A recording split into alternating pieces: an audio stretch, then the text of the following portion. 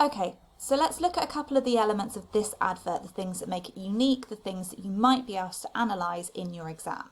First of all, as we said, key image, one of the most important things about a print advert. Now, let's take a look at this key image. We're going to use words like mise-en-scene, colour palette and connotation as I'm talking you through those. I've just put the definitions for those three key terms on the right-hand side here so you can remember. Now, I'm going to start with the mise-en-scene. Now, what we can see in this image is, of course, a woman. She is within that very, very specific target audience demographic. She looks like she's maybe in her kind of late 30s.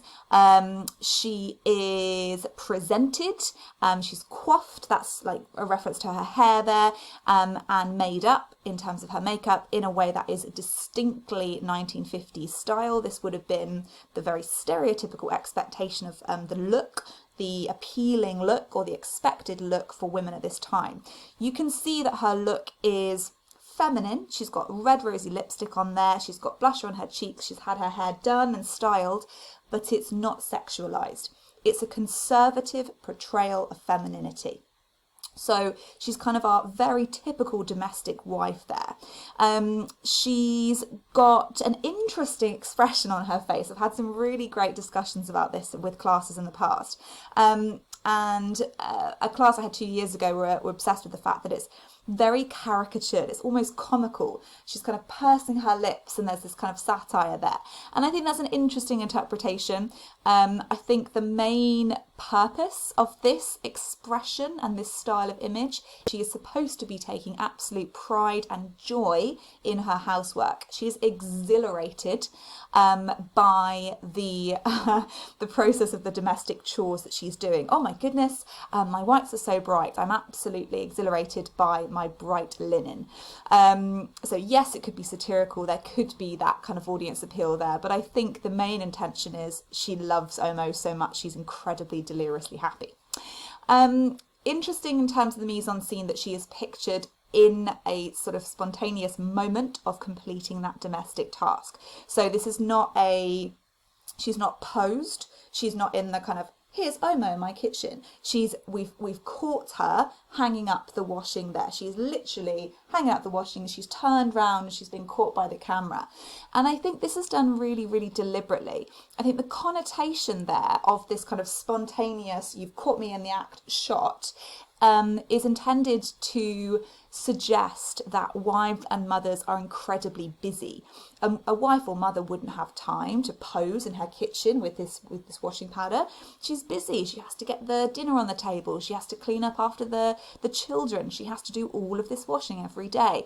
So I think women are supposed to look at this image and recognise the busyness, the kind of long list of things that they also have to do, and that kind of realism there of their own lives is supposed to be captured in that image.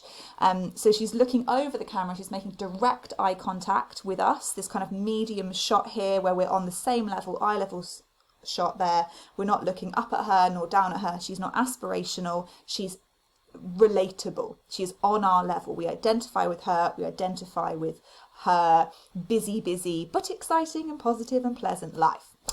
The thing that sort of complements that is the fact she's got the clothes slung over her shoulder.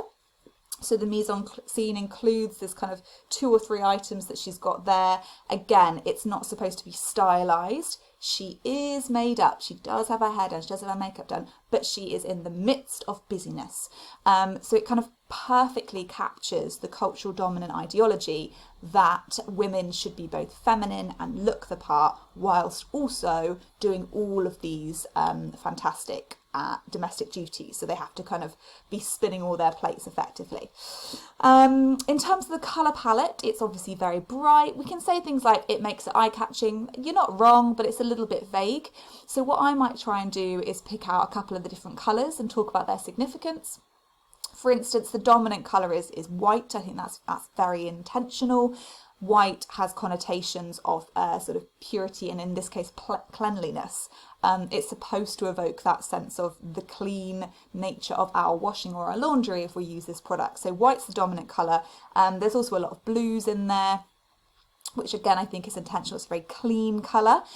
Interestingly, the 3 dominant colours are red, white and blue. those are our traditional colours. The colours of the Union Jack, the colour of the British flag, and I think that is done intentionally. We know that tradition, British cultural values were having a massive resurgence, were really important to people at this time. Going back to those British traditions was a big part of cultural hegemony. So I think that is purposeful there. This is for British English mothers. The other colour there is yellow, and I think you could say, that's a very positive colour. It's got nice optimistic connotations. So again, that's something I might point out.